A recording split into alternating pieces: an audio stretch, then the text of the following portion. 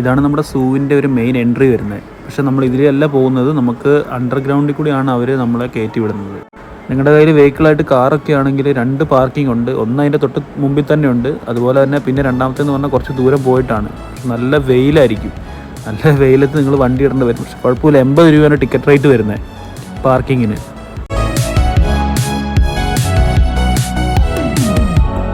അത്യാവശ്യം നല്ല ക്രൗഡായിരുന്നു. എല്ലാ ദിവസങ്ങളിലും ക്രൗഡ് അത്യാവശ്യം നന്നായിട്ട് തന്നെ ഉള്ള ഒരു സ്ഥലമാണിത് മെയിനായിട്ട്. പിന്നെ നമുക്ക് അണ്ടർഗ്രൗണ്ട് പാസിംഗ് ആണ് വരുന്നത്. നേരെ നമ്മൾ കയറുന്നത് എൻട്രിയിലേക്കാണ്. നിങ്ങൾക്ക് ഇത് മുഴുവൻ ചുറ്റിക്കാണാനായിട്ട് ഇവരിവിടെ വണ്ടിയും കാര്യങ്ങളൊക്കെ അറേഞ്ച് ചെയ്തിട്ടുണ്ടോ. ഈ രീതിയിലാണെങ്കിൽ നിങ്ങൾക്ക് പോവാം. നടന്നു പോകുന്നതായിരിക്കും കുറച്ചുകൂടെ നല്ലത്. അതൊന്നും നമുക്ക് എല്ലാം എക്സ്പ്ലോർ ചെയ്തിങ്ങനെ നടക്കാം. സെക്ഷൻ മുഴുവൻ നിങ്ങൾക്ക് വന്നു കഴിഞ്ഞാൽ കാണാൻ വേണ്ടി പറ്റുന്നത് നമ്മുടെ കിളികൾ അങ്ങനെയുള്ള കാര്യങ്ങൾ മാത്രമേ ഉണ്ടാവുള്ളൂ.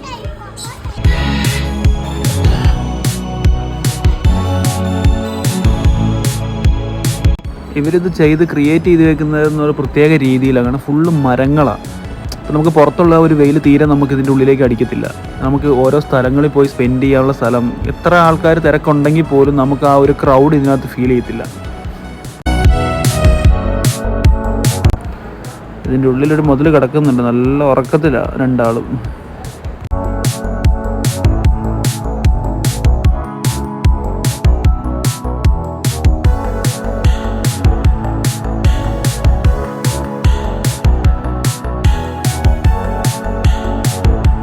കാട്ടിലെ രാജാവിനെ കാണാനുള്ള തിരക്കാട്ട് അടുത്തത്. പക്ഷെ പുള്ളി തീരെ വലിയ മൈൻഡൊന്നുമില്ല, പുള്ളി അങ്ങോട്ട് തിരിഞ്ഞ് കിടക്കുന്നത്. കാരണം ഡെയിലി ഇവിടെ ആൾക്കാർ വരുന്നതുകൊണ്ടേ പുള്ളിക്ക് ഈ സെൽഫി എടുക്കാനൊന്നും വലിയ താല്പര്യമില്ലെന്ന് തോന്നുന്നു. ഫൈനലി പുള്ളി ചെറുതായിട്ടൊന്ന് ഫേസ് കാണിച്ചിട്ടുണ്ട് കേട്ടോ. ഈ കണ്ട ആൾക്കാർ മുഴുവൻ നിൽക്കുന്നത് അതൊന്നും ഇങ്ങോട്ട് തിരിയാൻ വേണ്ടിയായിരുന്നു. പക്ഷെ പുള്ളി എന്ത് ചെയ്താൽ ഒരു അരമണിക്കൂറായിട്ട് ഇങ്ങോട്ട് തിരിക്കുന്നേ ഉണ്ടായിരുന്നില്ല. ഇറങ്ങുമെന്ന് നോക്കാം. അങ്ങനെ വളരെ കാലത്തിന് ശേഷം പുള്ളി ഇതാ മെല്ലെ മെല്ലെ ഇറങ്ങി വരുന്നുണ്ട് കേട്ടോ. ഓ, ഇത് നമ്മളിപ്പോൾ ഈ ഇത്രയും ഞാൻ സൂം ചെയ്ത് കാണിക്കുന്ന കേട്ടോ. കാരണം ഇതിൻ്റെ പുറത്തുനിന്ന് കാണുന്ന ഒരു വ്യൂ ഒരു വല്ലാത്ത വ്യൂ ആണ്. ഇതിൽ കാണുമ്പോൾ വളരെ ചെറുതായിട്ട് ആളെ കാണുന്നത്, പക്ഷേ നല്ല വലുതാണ്. കുറേ സ്ഥലങ്ങളിൽ അവർ നോ എൻട്രി ബോർഡ് വെച്ചിട്ടുണ്ട്, അങ്ങോട്ട് കയറാൻ പറ്റത്തില്ലെന്നാണ് അവർ പറയുന്നത്. പക്ഷെ നമുക്ക് എന്തായാലും കറക്റ്റ് മനസ്സിലാവും അടുത്തടുത്ത സ്ഥലത്തേക്ക് പോകാനായിട്ടുള്ള കാര്യങ്ങളെല്ലാം അതിൻ്റെ ഉള്ളിൽ തന്നെ അവർ ക്രമീകരിച്ചിട്ടുണ്ട്. അത് ഇതൊരു പ്രശ്നം വരത്തില്ല.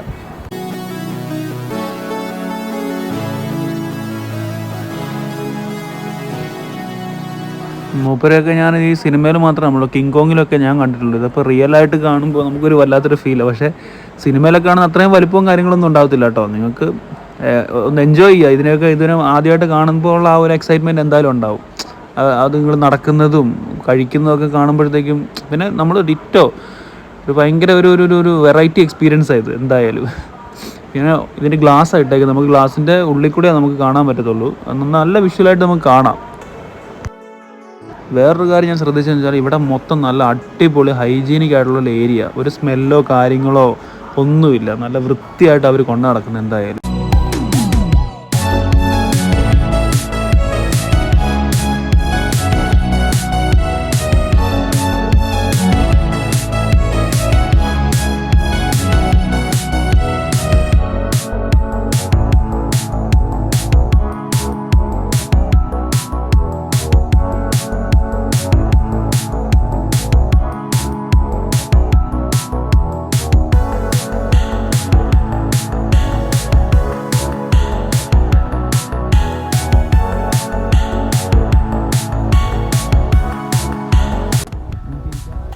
കാര്യങ്ങളെല്ലാം ഇവിടെ തന്നെ ഉണ്ട്. നോ എൻട്രി ബോർഡ് വെച്ചിട്ടുണ്ട്, പക്ഷെ എന്നാൽ പോലും ആൾക്കാരെയൊക്കെ ഉള്ളിലേക്ക് കടത്തി വിടുന്നുണ്ട്.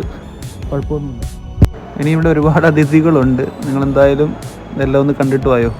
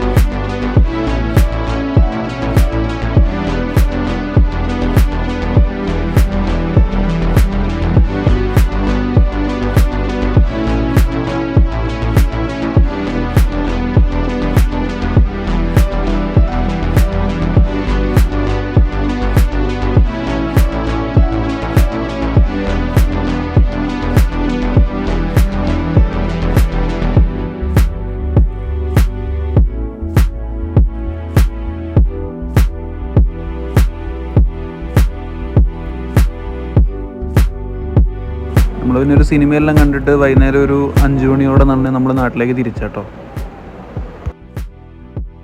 അതുപോലെ തന്നെ നിങ്ങളിവിടെ എത്ര വലിയ ഡ്രൈവർ ആണെങ്കിലും ഇവരുടെ അടുത്തൊന്നും അല്ല കേട്ടോ. കാരണം ആ രീതിയിൽ ഇവർ വണ്ടി ഓടിക്കുന്നത്, ഒരു റോഡിന് വീതി ഉണ്ടേ പോലും ഇവർ തോന്നുന്ന വഴി കൂടെ കയറി വരും. ബ്രേക്ക് ചവിട്ടലോ ഇൻഡിക്കേറ്റർ ഇടലോ ഒന്നുമില്ല. അപ്പോൾ വരുന്നവർ അത് പ്രത്യേകം ശ്രദ്ധിക്കണം.